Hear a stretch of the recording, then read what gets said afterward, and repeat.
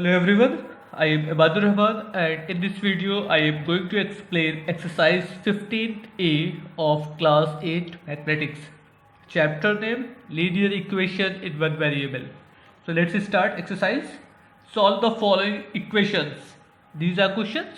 If you want you can take a screenshot. I will explain question number 1.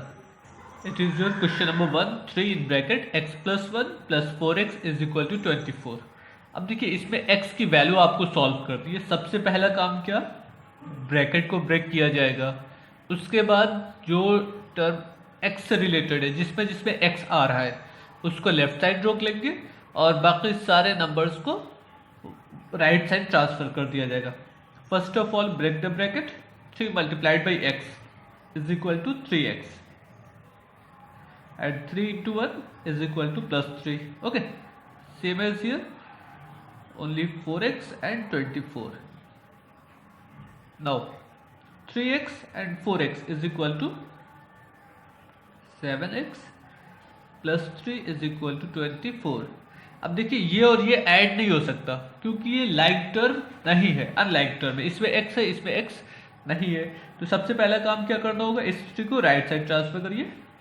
So 7x is equal to 24. ये 3 इधर आएगा तो sign change हो जाएगा, -3.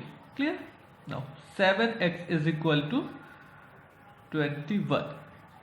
24 minus 3 is equal to 21. If 7x is equal to 21 means x is equal to 21 upon 7. 7 3 is 21. So it is your answer. Okay? Now same as you can solve second part. I am going to explain third question. It is your question 3 in bracket z plus 1 plus 4 in bracket z plus 0.3 20z plus 0.95. First of all break the bracket and multiply the outer term to both number. 3 into z is equal to 3z. Okay, so we can write here 3z plus 3 into 1 plus 3. Clear? Now 4 into z is equal to 4z and 4 into 0.3 is equal to 1.2. Decimal number कितने होंगे 1. तो यहाँ पे point है 40 से 12 and point लगेगा after 1 क्योंकि point के बाद सिर्फ सिंगल डिजिट आनी चाहिए। And right side there is no change, simply write 20z plus 0.95. Okay.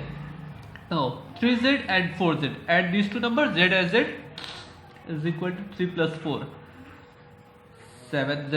Okay, same as here, 3 plus 1.2 is equal to 4.2 is equal to 20z plus 0.95. Clear? आपको z की value चाहिए तो z को एक तरफ होना चाहिए। अगर इस 20z को इधर ट्रांसफर कर दे तो -20z हो जाएगा एंड 4.2 को ट्रांसफर करना होगा right side. Clear? Okay, 7z -20z same as here 0.95 तो है, ये इधर आएगा -4.2 प्लस 0.95। देखिए जो नंबर इक्वल को क्रॉस करेंगे, इक्वल को पार करके जाएंगे, जिनका साइड चेंज होगा उनका साइन चेंज हो जाएगा। तो ये प्लस से माइनस हो गए, ये भी प्लस से माइनस हो गए। अब सब्ट्रैक्ट कर दिए, 20 बड़ा है तो 20 में से 7 को माइनस करिए, कितना मिल जाएगा आपको 13। तो 13 क्या आएगा 13z। साइन माइनस आएगा क्योंकि 20 आपका ग्रेटर है, साइन हमेशा ग्रेटर डिजिट का रखा जाता है। नो अब इधर सब्ट्रैक्ट कर ले, 4.2 माइनस 0.5, इस 4.5 को आप लिख सकते, 4.2 को आप लिख सकते हैं 4.20। नो सब्ट्रैक्ट कर लीजिए, 0 minus 5 is equal to 5, 1 minus 9 means 11 minus 9 is equal to 2 and here 3, sign minus का आएगा। Now z is equal to minus 3.25 upon minus 13, minus minus cancel out, 3.25 upon 13। अब इसको आपको सॉल्व करना है। सॉल्व करने में क्या होगा, 13 1 जा 13 एंड हियर पॉइंट है सो इट 0.13 2 जा 16 6 5, 13 5 जा 65। So 0.25 as a answer. Clear? It is question number 3। क्या किया गया? सबसे पहला काम ब्रैकेट को ब्रेक किया गया और सारे z जिसमें वेरिएबल है उनको एक तरफ कर लिया गया, जिसमें अकेला नंबर जैसे 4.2, 1.23 ये सब अकेले अकेले नंबर, इसके साथ कोई वेरिएबल नहीं आ रहा था, तो इसको सिंप्लीफाई करके राइट साइड ट्रांसफर कर लिया। तो अब लेफ्ट साइड में सिंगल टर्म बचेगा विद वेरिएबल और राइट साइड में सिंगल टर्म बचेगा कांस्टेंट। उसके बाद z की वैल्यू निकालना हो तो इस नंबर से डिवाइड कर लेंगे, आपको रिजल्ट मालूम हो जाएगा। Now next question. Now it is your question number 6. Same as you can solve question number 5 and 7th also. So I will explain question number 6 here. First of all, take a LCM of 1 and 13. What will be LCM? 13 as a LCM. No? So left hand side there is no change. If you want, you can multiply these two number 4x plus 48.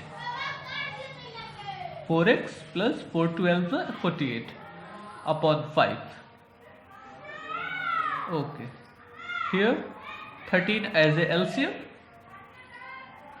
so 13 से 1 को divide करिएगा 13 मिलेगा, तो ऊपर 13 से multiply हो जाएगा 7 into 13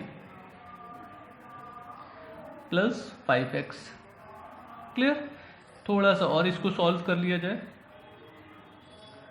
4x plus 48 upon 5 is equal to, sorry ये 13 है ना, 13 7 तो 91 प्लस 5x अपॉन 13। क्लियर? अब क्रॉस मल्टीप्लाई होगा, 13 का मल्टीप्लाई किस में होगा? इस पूरे वेरिएबल में, न्यूमरेटर में, और 5 मल्टीप्लाई राइट साइड हो जाएगा। कितना हो जाएगा?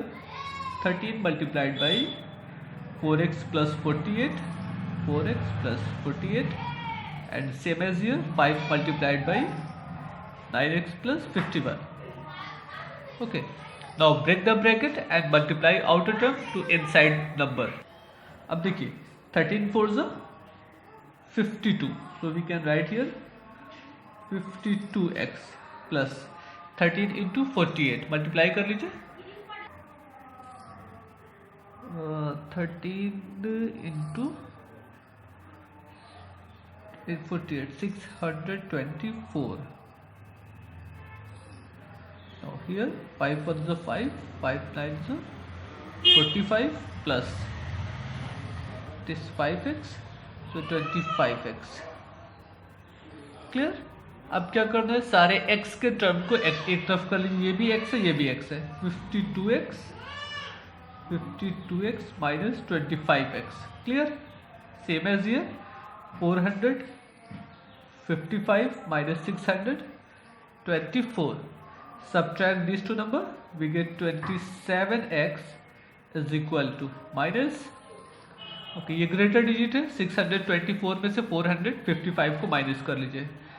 4 माइनस 5 9, ये 14 हो जाएगा। 14 minus 5 9, 11 11 minus 5 6 and 5 minus 1 1।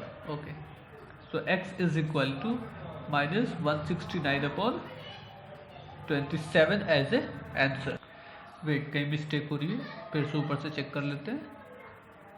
Okay 4x plus 4 2 ज़ा 8, यहाँ पे 4 दिया गया, बाई मिस्टेक 48 लिख दिया गया था। सो ये भी 8 हो जाएगा, नो ये 8 हो जाएगा। 13 8 ज़ा 104, ये हो गया आपका 104। क्लियर? ओके ये हो गया आपका 104, यहाँ पे ये हो जाएगा 104। 27 इसको माइनस कर लेते हैं, देखिए क्या रिजल्ट मिलता है। 5 माइनस 4 अब आपको आ जाएगा 1।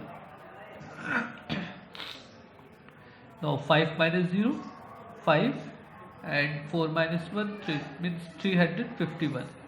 सो डिवाइड 351, ये पॉजिटिव हो जाएगा। 351 upon 27। So we get x is equal to 13 as a answer. अब सही है, x is equal to 13, it is correct answer. Clear? Same as you can solve 7th part. I am going to explain question number 8. Now it is question number 4. 5x plus 1 upon 2 minus x minus 2 upon 6 plus 2x plus 4 upon 3. First of all, taking LCM of 2 and 6. What will be LCM? 6 as a LCM. Now 2 3s are 6, so 3 multiplied by here 3 in bracket 5x plus 1.